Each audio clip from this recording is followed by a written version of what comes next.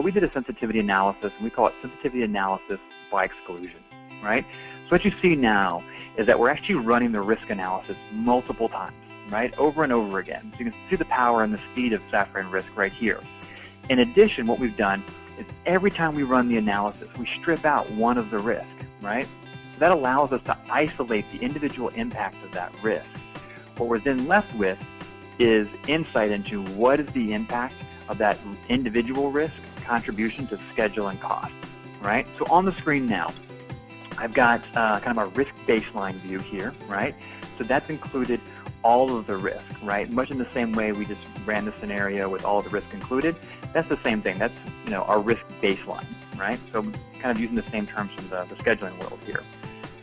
The green line represents what happens if we eliminate or mitigate, whatever kind of how we want to phrase that, communication, right? So if we eliminate this risk, we're then able to save this amount of time, right? So we're able to save 336 days and $16,000, right?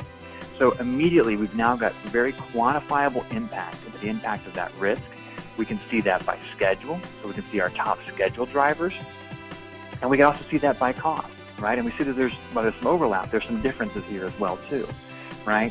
So now the team can begin to look at this and say, well, what's really the most important thing we want to prioritize against? Are we more concerned about cost overruns? Are we more concerned about schedule delays? Is it a combination of both? And how do we do that, right? It's information we didn't have before in kind of that legacy view of the drivers, right? It's interesting, but this is way more powerful and way more beneficial, right?